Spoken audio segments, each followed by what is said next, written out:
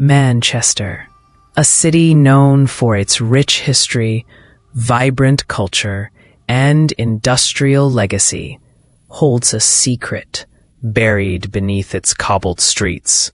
The air, heavy with the sounds of busy traffic and the bustling crowds, carries with it whispers of something far darker, a story so chilling that those who know it speak in hushed tones, never daring to repeat it too often. It's a curse, one that has plagued the city for decades, and what makes it so terrifying is that no one knows exactly what lies beneath, only that something is there, lurking in the shadows, waiting for the unlucky to stumble upon it. The curse, as the old-timers call it, is not just a figment of imagination, not just a myth crafted to scare children. No, it's something far more insidious, something that begins where the familiar world of Manchester ends, deep beneath the surface, in tunnels and forgotten catacombs, lost to the modern eyes above. It was never meant to be found, and for a long time, it wasn't. But as is often the case with forgotten secrets, it didn't stay buried forever. It all began decades ago, though the exact year remains a mystery. A strange figure appeared one dark evening, walking among the shadows of Manchester's ancient streets. No one ever saw them clearly, just a blur of movement in the corners of their eyes, fleeting and ominous. Some said the figure was tall. Others described them as small, hunched over, or even cloaked in darkness. What was agreed upon, however, was the sense of unease that followed wherever they went. People couldn't put their finger on it, but anyone who crossed paths with the figure reported feeling a coldness, a chill that cut through to their very bones, something unnatural. Rumors began to spread, as they often do in close-knit communities. Whispers began to surface in the pubs of Northern Quarter, in the alleyways near the canals, and even on the train rides to work. At first, it was nothing more than idle gossip. A strange figure, some said, had been seen wandering the streets at night. But the more people talked about it, the more it seemed to take on a life of its own. Those who had dared to speak of the figure began to notice odd things happening around them. Books would fall off shelves without explanation. Strange knocking noises would echo through their homes at night. And shadowy figures seemed to appear in windows when no one was there. The very air in Manchester, it seemed, had shifted, and people started to believe that there was something to the rumors after all. No one could say for certain who this figure was or what they wanted. Some believed they were a traveler, lost and seeking refuge in the shadows. Others whispered that they were a creature of the night, not quite human, but not quite something else. But one thing was certain. The figure was tied to something ancient, something that had been buried beneath the city for centuries. The more people talked about the figure, the more unsettling things became. Strange symbols began appearing on the walls of old buildings, etched into brickwork and hidden in the dark corners of the city. A pattern, people would say, though no one knew what it meant. The streets of Manchester, once lively with the noise of daily life, began to take on a different tone. There was a strange quiet, as though the city itself was holding its breath. The alleys, once familiar to those who had lived there for years, seemed darker, more oppressive. The pubs, too, took on an air of unease. Regular patrons began to leave earlier than usual, and the sound of laughter and chatter was replaced with an uncomfortable silence. People no longer wanted to talk about the figure, and yet they couldn't stop thinking about it. The curse, as some called it, had taken root in the heart of Manchester. But that was only the beginning. As the years went by, more and more strange occurrences began to happen, particularly around the older parts of the city, places where no one dared to venture after dark, where the streets seemed to lose their warmth and the shadows grew long. There were the tunnels, forgotten passages that crisscrossed beneath Manchester, remnants of its industrial past, once used by workers to transport goods from the factories to the warehouses. Over time, these tunnels had been closed off, buried under layers of concrete and time, but not all of them had been sealed. Some still existed, hidden away from prying eyes, and it was in these tunnels that the real horrors began to unfold. People started to disappear, one by one. At first, it was just a few. A local shopkeeper here, a young student there. No one thought much of it at first. People go missing all the time, don't they? It's part of life in a big city. But the disappearances became more frequent, and the pattern started to form. All the missing people had one thing in common. They had last been seen near the old parts of the city, near the alleys, the hidden courtyards, and the tunnels. The police were baffled. There were no signs of struggle, no trace of where the victims had gone. It was as if they had just vanished, swallowed whole by the earth itself. The whispers grew louder. Some said the figure, the one seen in the shadows all those years ago, was responsible for the disappearances. Others believed that the figure was merely a messenger, a harbinger of something far more sinister. As the years passed, the legend of the curse continued to grow, and with it, so did the fear. People spoke less of the figure and more of the deep, unseen things beneath Manchester's streets, things that no one should ever find. By the time the disappearances had reached a critical mass, the city had already begun to change.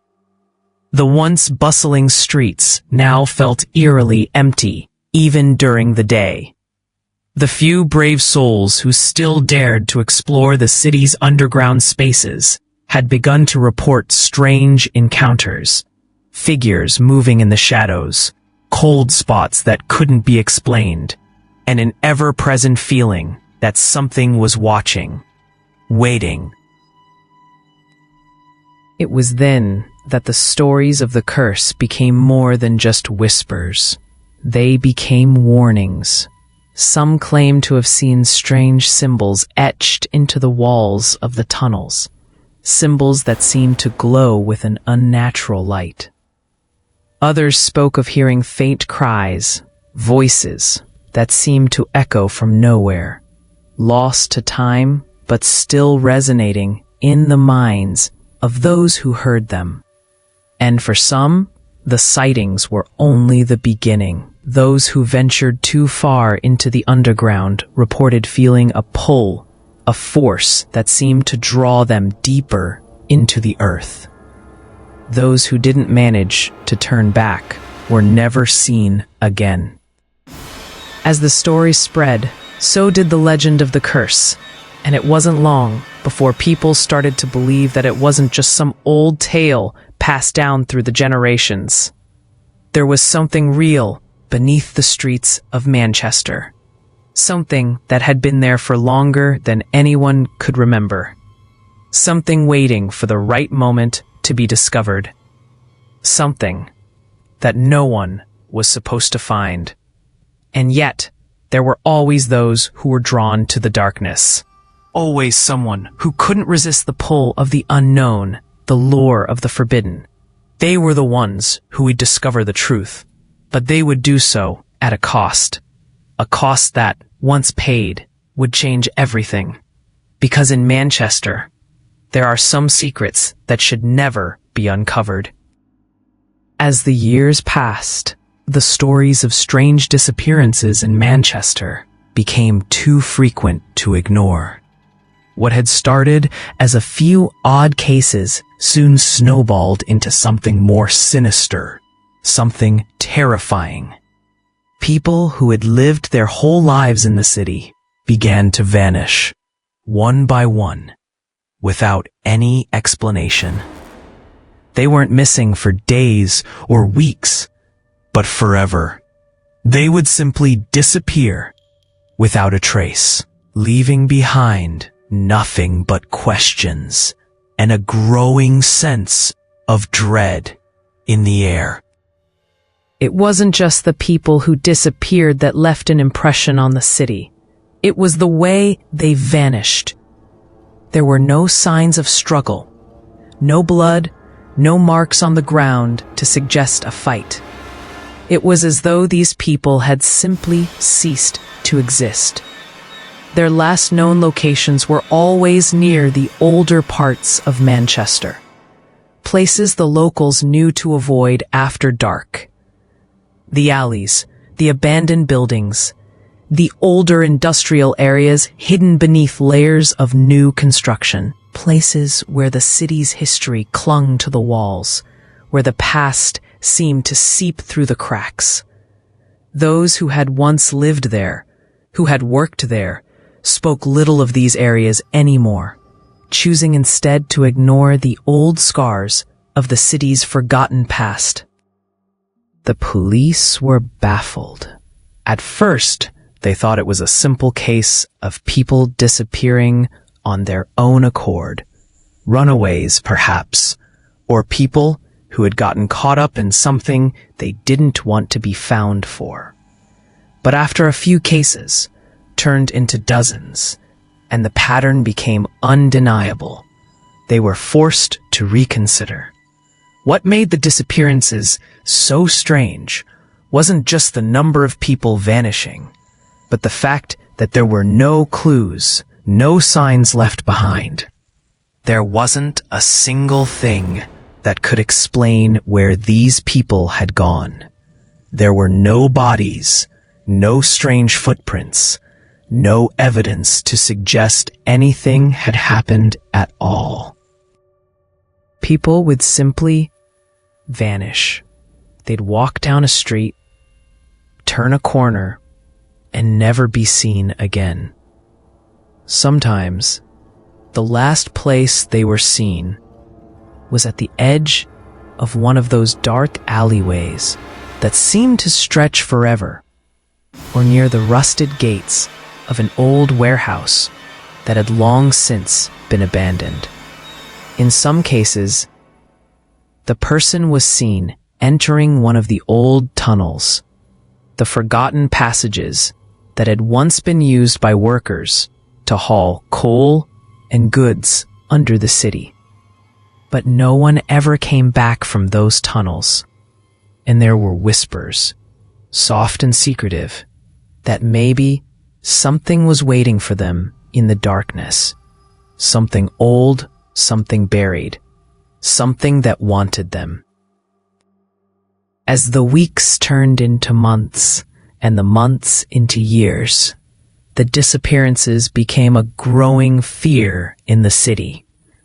People began to avoid certain areas altogether. The once bustling districts near the old parts of town started to feel emptier, quieter. Shops closed early, and pubs that had once been filled with the sounds of laughter and conversation were now eerily quiet. The streets seemed to grow narrower, the shadows longer. No one wanted to be out after dark, and those who were out at night moved quickly, their eyes darting nervously as they passed alleyways or dark doorways. But even more chilling than the disappearances were the stories told by those who survived, people who had narrowly escaped whatever it was that lurked beneath the streets of Manchester. Their tales were enough to make the bravest of souls think twice before venturing into the depths of the city. One man, a carpenter who had been working late in a building near the canal, spoke of hearing voices in the dark. He had been working alone, as he often did when the job required extra time. But something that night felt different. It wasn't just the usual quiet of the city at night. It was as if something was moving, shifting in the shadows. Something just out of sight. At first, he thought it was the wind or the building settling, but the whispers grew louder, clearer. Words, but not in any language he could understand.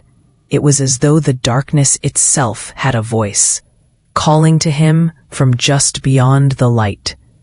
He turned around, convinced that someone had entered the building, but found only emptiness. When he turned back to his tools, he felt it. A presence. Something behind him, watching him with an intensity that chilled him to his core. He didn't stay long after that. The next morning, he quit the job and never returned to the building. He told his friends about the voices, but they just laughed it off, thinking it was just his imagination. But the man knew better. He knew what he'd heard. He knew something had been waiting for him in the dark. Another survivor, a young woman who had been walking home late one evening, told a similar story. She had taken the shortcut through the old part of town, the one that ran past the crumbling stone buildings and the overgrown courtyards. It was the quickest way home, and she had always taken it before. But that night, something was different. The air felt colder, thicker. The street lamps flickered more than usual, casting shadows that seemed to move on their own. She thought she saw something darting between the buildings, something quick, just out of the corner of her eye. But when she stopped and looked, the street was empty. It wasn't until she reached the alley that it happened. The ground beneath her feet seemed to shift, as though the earth itself was breathing. She felt something, a pull, something deep underground, calling to her. The feeling was so strong that she stumbled, nearly falling into the darkness that stretched before her. The hairs on the back of her neck stood up, and she instinctively looked back, convinced that something was following her. She saw nothing, but she felt it, the presence of something watching her, something hidden just out of sight. She ran, heart pounding, not stopping until she was home. When she told her family about what happened, they just shook their heads and told her to be careful, to avoid that part of the city. But she knew what she had felt. She knew that something had been waiting for her in the shadows. Then there were those who didn't survive to tell their tales. The police would find their belongings. A purse left behind, a phone dropped in the street. But no bodies, no traces of where they had gone. The people who vanished in the dark streets of Manchester were never found. No one ever saw them again. All that remained were the whispers and the fear that something was lurking, hidden deep within the city's forgotten corners. And sometimes there were strange things found in the tunnels. Items that didn't belong, scattered on the damp floors. A child's toy, a torn piece of clothing, something with no explanation. Some said these items were the last remnants of those who had disappeared, left behind by the unseen force that had taken them. Others claimed they were signs, warnings left by those who had made it out, but had seen something far too terrible to comprehend. But what was it that had taken them? What was waiting for them in the dark?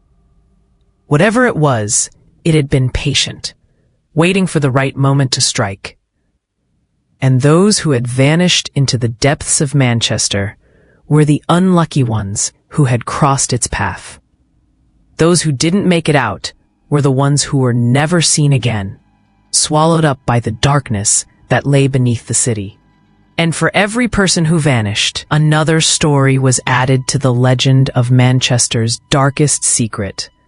A secret that no one wanted to uncover, but one that would continue to haunt the city forever. It was a cold, crisp evening when a group of 5 teenagers, Alex, Ben, Clara, Zoe, and Jake, made the fateful decision to explore the long-abandoned tunnels beneath Manchester. They had grown up hearing the stories, the whispered warnings passed down by their parents and teachers. The tales of people disappearing into the dark, of the strange noises that echoed from the depths, and of a curse that hung over the old parts of the city like a shadow. But to them, it was nothing more than a story, a silly urban legend meant to frighten children and keep them away from certain parts of town. They were young, adventurous, and full of the reckless bravado that comes with being a teenager.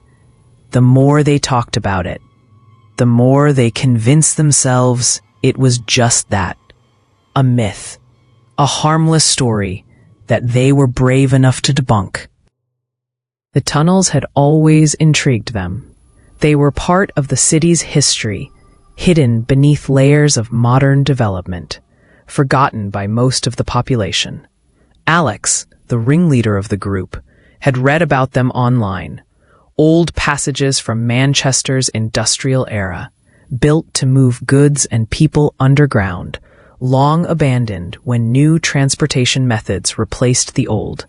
But unlike the rest of the city, the tunnels still held an eerie allure. They were rumored to go deep beneath the streets, weaving through the forgotten underbelly of Manchester, and few had dared to venture down there in recent years.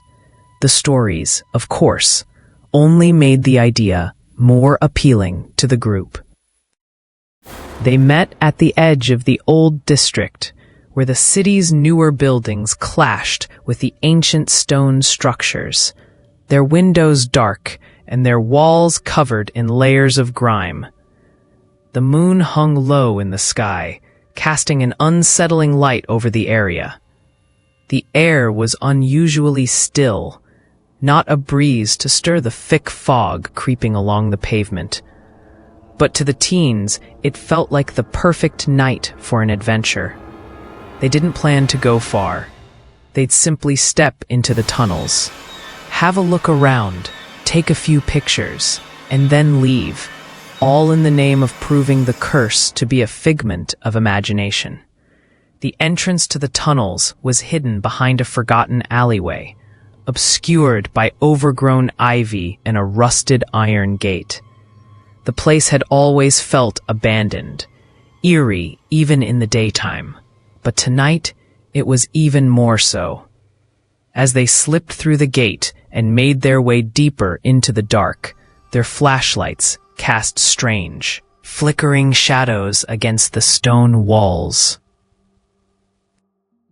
The temperature dropped as they descended into the tunnels. What had started as a relatively comfortable evening with cool but manageable air now turned into a chill that seeped into their bones. The further they went, the colder it became.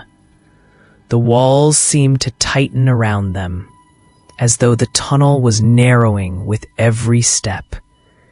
Alex led the way, laughing nervously, while the others followed close behind, their footsteps. But even as they walked deeper into the dark, There was an undeniable sense of unease settling over them. It wasn't anything they could put their finger on, but the silence seemed wrong. The air felt thick, like something was pressing in from all sides. As they moved farther into the labyrinth of tunnels, the dim light from their flashlights flickered, casting long, distorted shadows that danced on the stone. The deeper they ventured, the more oppressive the atmosphere became. It was as if the tunnels themselves were alive, watching them, waiting for something. Then they heard it, a low, guttural growl vibrating through the ground beneath their feet. It wasn't just a noise, it was a presence. The sound seemed to emanate from the very walls of the tunnel, a deep, primal rumble that set their teeth on edge. Alex, always the brave one, stopped in his tracks, his breath catching in his throat. "Did you hear that?" he whispered, though he already knew the answer. The others froze, their eyes wide, their faces pale. For a moment, the only sound was their own ragged breathing. "Probably just an animal," Ben said, though his voice trembled slightly. "Rats or something." But deep down, they all knew it wasn't rats. They all felt it. That eerie sense of being watched, as if something was just beyond their line of sight, lurking in the dark. Another growl, this time closer. The sound seemed to vibrate through the tunnel, sending a ripple of fear through the group. Clara, who had been nervously glancing around, suddenly grabbed Zoe's arm, her fingers trembling. "We should go back," she said, her voice barely a whisper. But Alex, determined to prove that it was nothing more than their imagination, pressed forward, ignoring the fear that had started to creep into his own mind. "Come on, guys, it's just an animal," he said, trying to sound confident. "Let's keep going. We're almost to the end of this section." But before he could take another step, Zoe let out a sharp gasp. "Wait!" she shouted. "Did you see that?" They all turned toward her, and for a split second, the darkness seemed to shift. A shadow moved just beyond the beam of their flashlights, too fast to be anything natural. The temperature dropped even further, the air thickening with an almost suffocating heaviness. And that's when they heard it again. That same low growl, now accompanied by something else. A sound that was almost human. The growl turned into a moan, a rasping, agonizing sound that seemed to echo through the tunnels, wrapping around them like a twisted lullaby. The ground beneath their feet seemed to tremble, as if something was moving just below the surface, something massive. "I told you we shouldn't have come down here," Clara whispered, her voice trembling. "Let's go, now." But before they could turn to leave, something unexpected happened. Jake, the quietest of the group, stepped forward, his curiosity getting the better of him. "I'm going to see what it is," he said, his voice shaky but determined. He raised his flashlight, casting the beam of light deeper into the tunnel. But as his light swept over the walls, something moved in the darkness. A figure, tall and distorted, just beyond the reach of the flashlight's glow. Jake's eyes widened in horror. Before he could react, the light flickered, and in that brief moment of darkness, Jake was gone. He had simply vanished. One moment, he was standing there, his flashlight illuminating the tunnel ahead, and the next, he was gone, as if the darkness had swallowed him whole. There was no scream, no sound of struggle. He was just gone. The remaining teens stood frozen, their hearts pounding in their chests. They could barely process what had just happened. They rushed forward, calling his name, but there was no reply. The only sound now was the soft echo of their own voices bouncing off the walls, lost in the oppressive darkness. Panic set in. The growling had stopped, replaced by an eerie silence that hung in the air like a suffocating blanket. The feeling of being watched returned, stronger than ever, and the tension was unbearable. Alex's eyes darted around, but the darkness seemed to close in on them. "We need to go," Ben whispered urgently, grabbing Alex's arm. "Now, we need to get out of here."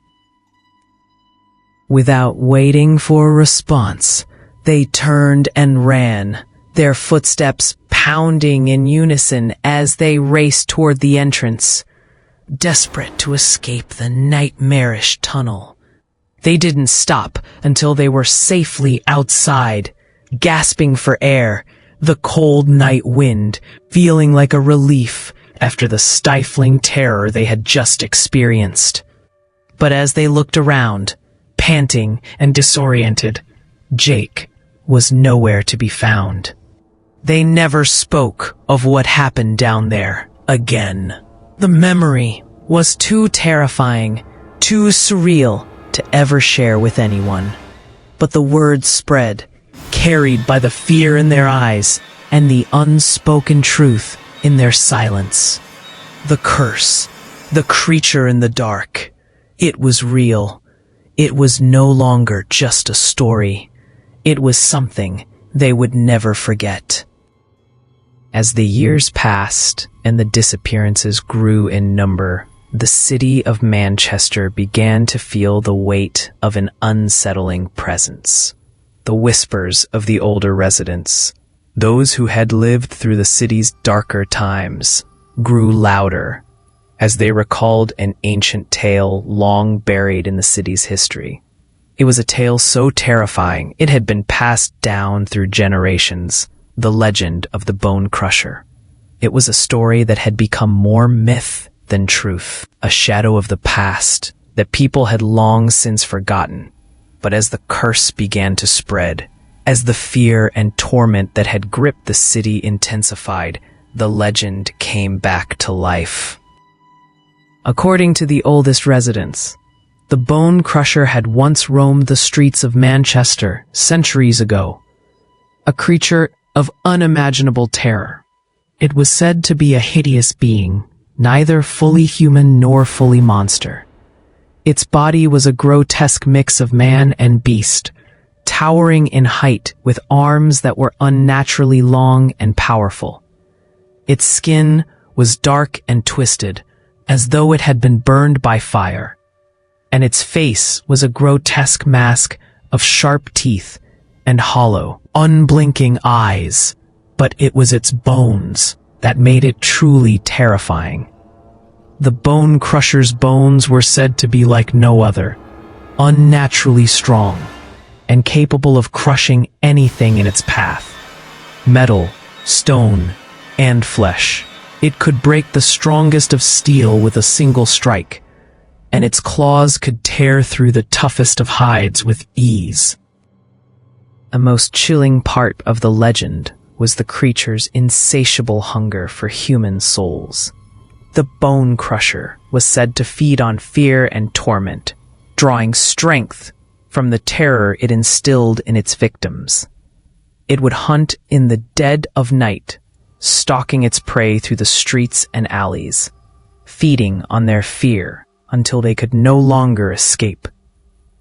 Some said that it would drag them into the shadows, to its lair beneath the city, where it would consume their souls, leaving behind nothing but a broken, empty shell.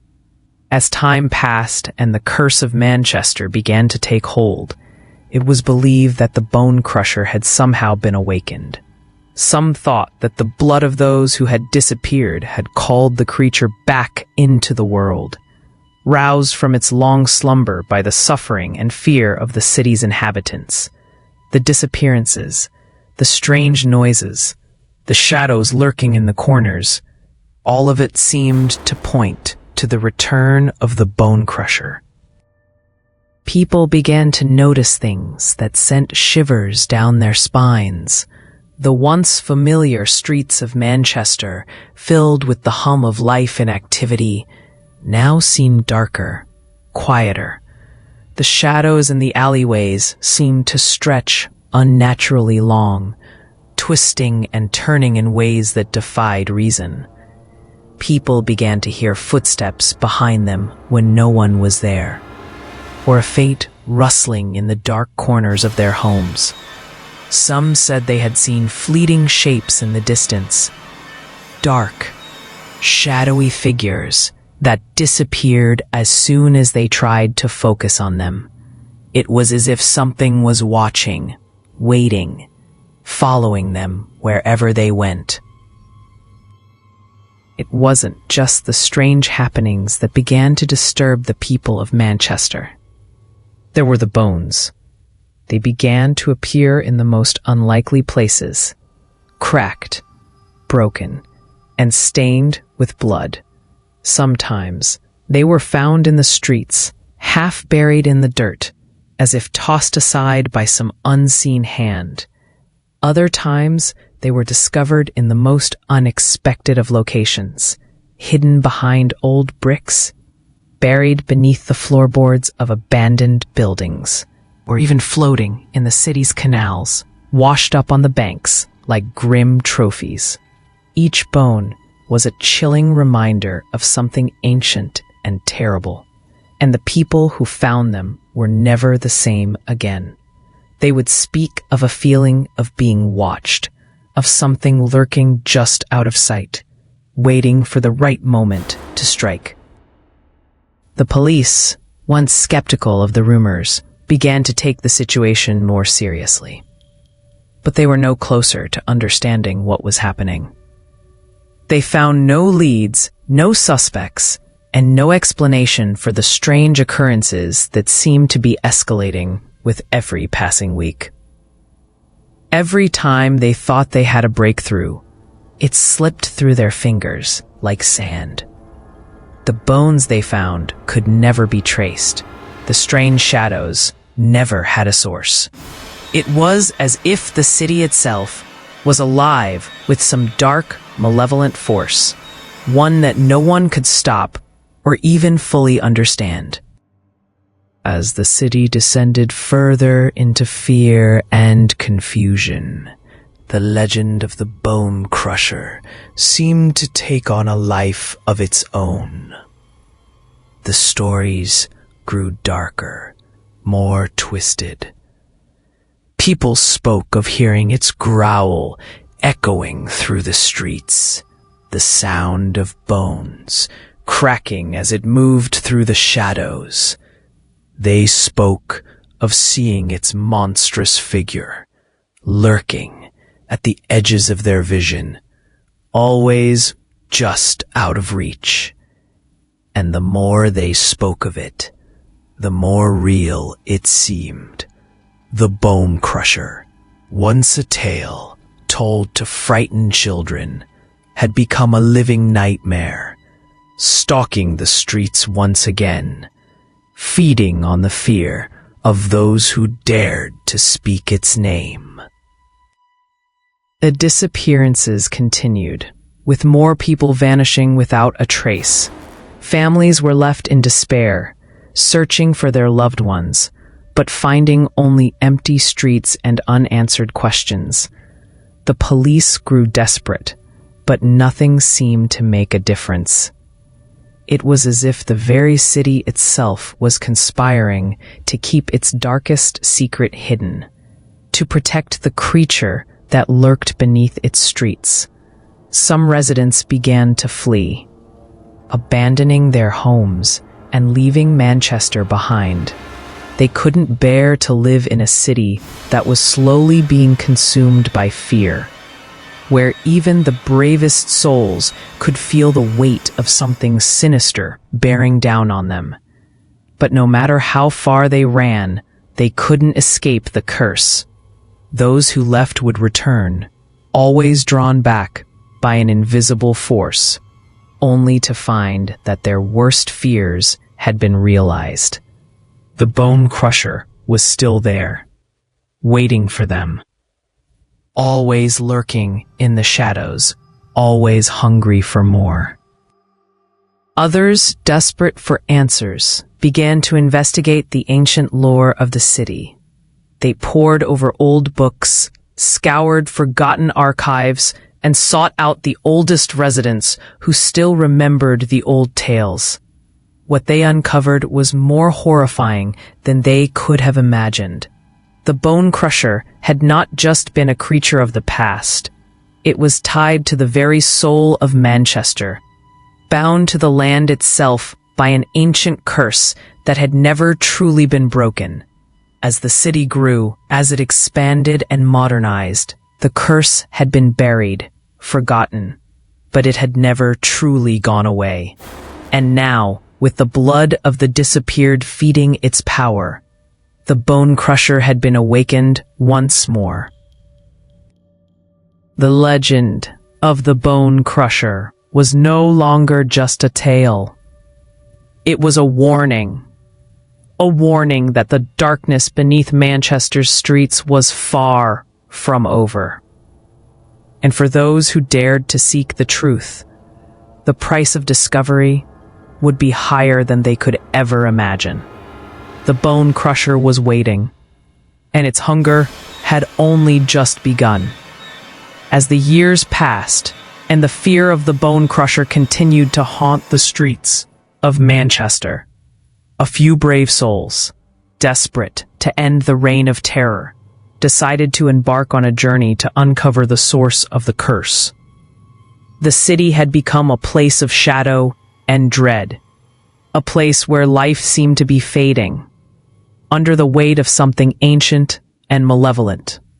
Families had been torn apart, loved ones disappeared, and the once bustling streets were now filled with an unnatural silence. No one was safe, and the whispers of the Bone Crusher's return only grew louder with each passing day. The group that set out to uncover the truth consisted of a diverse mix of people, each with their own reasons for wanting to stop the creature and end the curse once and for all. There was Sarah, a young woman whose brother had vanished without a trace after venturing into the tunnels beneath the city. Thomas, an old historian who had spent years studying the ancient lore of Manchester. Rachel, a journalist who had been investigating the curse and its origins for months. And Derek, a former police officer who had seen firsthand the horror that the curse had wrought on the city. All of them had lost something to the Bone Crusher, and now they were united in their mission to end its terror. They started by piecing together old records, ancient texts, and stories told by those who had lived through the terror in the past. They scoured libraries, digging through dusty tomes and long-forgotten documents, searching for any clue that might reveal the true nature of the creature. They spoke to the elderly residents of the city, those who had lived through the darkest days of Manchester's history, listening to their accounts of the Bone Crusher and the curse that had haunted the city for centuries. The more they learned, the more they realized that the Bone Crusher was not a simple creature of flesh and blood. It was something far more terrifying, a being bound to the very land beneath Manchester, its power tied to the earth itself. The legend spoke of an ancient ritual, a curse that had been placed upon the land centuries ago, long before the city had been built. The Bone Crusher was not just a monster. It was a guardian of sorts, bound to protect the land and feed on the suffering of those who dared to enter its domain. The curse, as the story went, had been cast by an ancient order of sorcerers who had performed dark rituals in the very heart of the land, tapping into powers that were beyond human comprehension. The Bone Crusher was the result of those rituals. A twisted, grotesque creature born from the earth itself. A creature whose very existence was tied to the suffering of the living. It had been created to serve as a protector, but over time, its power had become corrupted, feeding on fear and torment rather than protecting the land. The more suffering it caused, the stronger it grew, and as the city expanded and the land was developed, the curse only deepened, its grip on Manchester tightening with each passing year. As they continued their research, the group learned that the Bone Crusher's power had been awakened once more. The disappearances, the strange noises, the shadows in the alleyways, all of it was a sign that the creature was stirring from its slumber, drawn to the suffering of the people who had become ensnared in the curse's web. The blood of the disappeared, the fear that had taken root in the hearts of the city's residents, had fed the Bone Crusher's strength. It was no longer just a legend. It was a living, breathing entity, and it was growing stronger with every passing day. But despite their newfound understanding of the curse, the group found themselves at a loss for how to stop it. They had gathered all the information they could, but the ancient texts were vague and cryptic, offering little in the way of concrete solutions. Some of the texts spoke of a ritual that could potentially bind the creature once more, but no one knew how to perform it, or even if it would work. Every attempt to destroy the Bone Crusher had ended in failure, and with each failed attempt, the curse seemed to grow stronger. It was as though the creature was becoming more powerful with every effort to end its reign of terror, its malevolent presence becoming more entrenched in the fabric of the city. The group tried everything they could think of. They attempted to enter the tunnels where the Bone Crusher was believed to reside, hoping to find some clue that would lead them to its source. But every time they ventured into the darkness, they were met with failure. The tunnels were labyrinthine, endless in their twists and turns, and no matter how far they went, they could never seem to find the heart of the creature's lair. Those who ventured too deep never returned. The darkness seemed to swallow them whole, as if the very earth itself was conspiring to keep them from finding the creature. Derek, the former police officer, had thought that perhaps a more direct approach would work. He had attempted to set traps, using everything from explosives to ancient artifacts that had been gathered from the texts, but nothing had worked. The creature was elusive, always just out of reach, always just beyond their grasp. Every time they thought they had it cornered, it slipped away, leaving behind nothing but the lingering fear and the oppressive darkness. It was as if the Bone Crusher was untouchable, a force of nature that could not be defeated by conventional means. The group grew weary, their hope beginning to fade.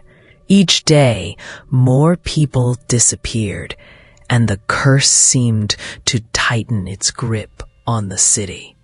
Sarah, whose brother had been one of the first to vanish, was especially distraught. She had seen the creature with her own eyes, or at least she thought she had. In the depths of the tunnels, when the growling had filled the air and the shadows seemed to shift around her, she had caught a glimpse of something monstrous, something that could only be the Bone Crusher. She had tried to fight it, tried to stop it, but she was no match for its strength. It was a creature of pure evil, a thing born from the very earth, and she was just one small person in a city that was being consumed by darkness. But despite the overwhelming sense of failure that seemed to hang over them, the group refused to give up. They knew they couldn't stop now. They had come too far, and too many people had already suffered. The curse had to be broken. The bone crusher had to be stopped. Even if they didn't have all the answers, they knew they couldn't let the creature continue to feed on the fear and pain of Manchester's people. As the group continued their search for the source of the curse, they began to notice something strange. The people who had survived the bone crusher's attacks, those who had managed to escape, all had something in common. They were marked. A strange symbol, a mark burned into their skin, as though they had been branded by the creature itself. It was the same symbol found in the ancient texts, a symbol tied to the curse. But what did it mean? Could it be the key to stopping the creature? They didn't know, but they were running out of time. As the curse grew stronger, the bone crusher's presence grew ever more tangible. The city was suffocating, its people living in constant fear. And the group of brave souls, though battered and weary, pressed on, determined to find the source of the curse and destroy the creature once and for all. They had no choice but to continue the hunt, even as the darkness seemed to close in around them. Because in a city consumed by fear, there was no room for anything but hope, no matter how faint it seemed.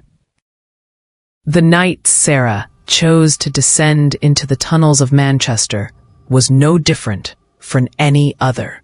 But to her, it marked the culmination of a journey she could no longer avoid. The full moon hung heavy in the sky, casting an eerie glow over the city, as if the heavens themselves were watching her, waiting. She had lost so much. Her friends, her family, even the semblance of safety that once comforted her in the streets she had walked all her life. The bone crusher, that ancient terror, had taken everything from her, and now, in the stillness of that moonlit night, she had made her decision. This was it. There would be no turning back. Sarah had seen too much, felt too much, to be frightened by the tunnels anymore. Fear had long ago lost its power over her. The nights of hearing that growl, of seeing the shadows that never quite let her be, had left scars deeper than she could explain. But she was no longer running.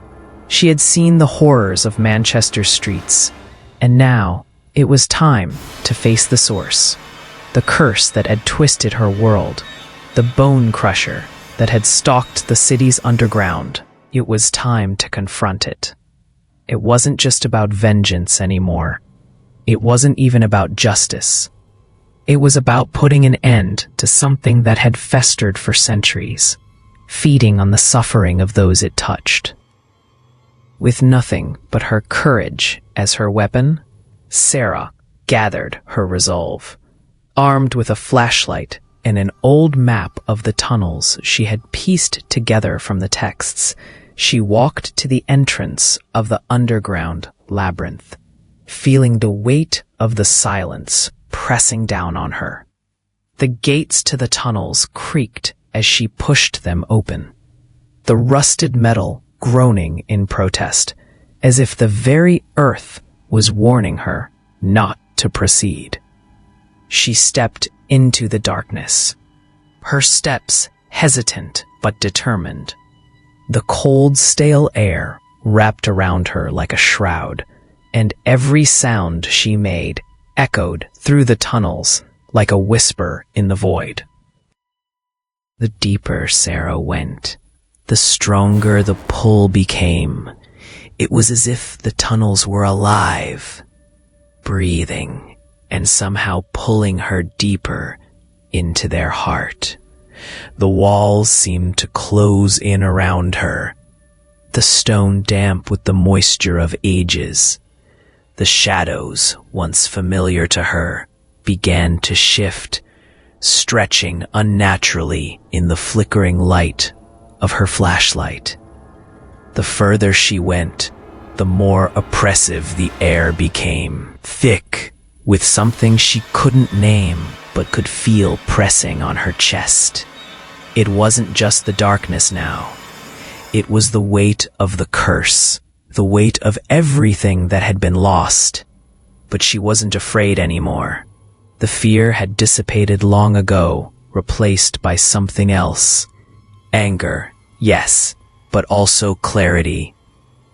The realization that there was no escape, no running, no more hiding. This was the moment. She would face it. She would face everything. As she walked deeper, she began to hear it again. The growl, faint at first, but growing louder. It was low, guttural, like something dragged from the deepest depths of the earth, echoing through the tunnels and vibrating in her bones. Every step she took seemed to bring her closer to it. The creature, the source of all the suffering, the thing that had been stalking her and her city for so long. Her heart pounded in her chest, and the adrenaline surged through her veins. But she pressed on, the thought of her lost loved ones driving her forward. The sound grew louder, more distinct, and then it stopped. Suddenly, Sarah was plunged into silence, so deep that it felt unnatural. She could no longer hear the distant growls, the echo of her footsteps, or even the wind. It was a suffocating, unnatural stillness that filled the tunnel, and with it, an all-consuming darkness that seemed to reach out from every corner. And then she saw it. In the distance, just beyond the weak circle of her flashlight's beam, it moved. The bone crusher. It was there, waiting for her. Its massive form standing in the center of the tunnel, like a nightmare made flesh. The creature was worse than anything Sarah could have imagined. Its body was a twisted, grotesque mass of muscle and bone. Its arms elongated and powerful, its claws so sharp they seemed to gleam in the darkness. Its skin was mottled and cracked, like old, withered leather stretched over a framework of bones that looked as though they could crush steel with a single strike. But what was truly terrifying were its eyes, burning with an insatiable hunger, a hunger that seemed ancient and endless, a hunger for souls. The creature stood motionless, its black, soulless eyes fixed on Sarah as she approached. It made no sound, but the air around it vibrated with an unsettling energy. The very ground beneath her feet seemed to tremble in the presence of this monstrous being. Sarah's breath caught in her throat, but she didn't falter. She had come here to end this nightmare, to confront the curse that had haunted her for so long. She wasn't going to run now. The bone crusher shifted slightly, its massive head tilting in a way that suggested it could smell her fear, could sense her hesitation. Sarah's heart raced, but she steadied herself. This was it. The creature was more than just a monster. It was the embodiment of the curse that had plagued Manchester for centuries. A creature born from the suffering of the innocent. A creature that fed on fear and torment. But Sarah was done being afraid. She had lost too much, and now she understood the truth. The curse wasn't just about the bone crusher or the fear it caused. It was about the cycle. It was about how the darkness, the fear, fed on itself, creating more suffering and more terror over and over again. And that's when she realized something that shifted everything. The creature wasn't just some physical monster. It was a reflection of the curse itself. To defeat it, she had to face it head on, not with weapons or force, but with an act of defiance. She had to refuse to be controlled by the fear, to break the cycle that had been perpetuated by those before her. Without hesitation, Sarah stepped forward, not running, not screaming, but walking directly toward the creature. The bone crusher's eyes burned with fury, but Sarah didn't look away. She kept her gaze steady, unyielding. As she stepped closer, the ground beneath her shook violently, and the air seemed to crack with a terrifying force. The creature growled, a deep, rumbling sound that vibrated the very walls of the tunnel. But Sarah didn't stop. She moved forward, her heart beating in her chest, her thoughts focused only on one thing: the end of the curse. And then something incredible happened. The bone crusher let out a final, deafening roar, its body trembling as though it were being torn apart from the inside. The darkness around them seemed to ripple and distort, and the ground beneath Sarah's feet trembled like a living thing. It was as though the curse itself was unraveling, collapsing in on itself. With a final, guttural scream, the creature's form began to disintegrate, its bones cracking and shattering, its flesh dissolving into nothingness. The shadows that had clung to the tunnel walls began to fade, dissipating like smoke in the wind. The ground beneath Sarah's feet stopped shaking, and for the first time in years, there was a sense of stillness, of peace. Sarah stood alone in the tunnel, her breath heavy in her chest, her body trembling. The creature was gone. The curse was broken. But as she looked around, she realized it wasn't over. The darkness had not simply disappeared. It had been banished, scattered like dust in the wind. But the memory of it would always linger. Or so she thought. As Sarah began to leave the tunnel, her footsteps echoing in the silence, the faintest trace of a growl reached her ears, carried on the wind. It was distant, barely a whisper, but it was there. The curse, it seemed, had not been completely vanquished. It was waiting, as it always had, in the dark corners of Manchester, ready to return. Or perhaps it was simply waiting for someone else to face it once more. And Sarah knew, deep down, that the cycle was far from over.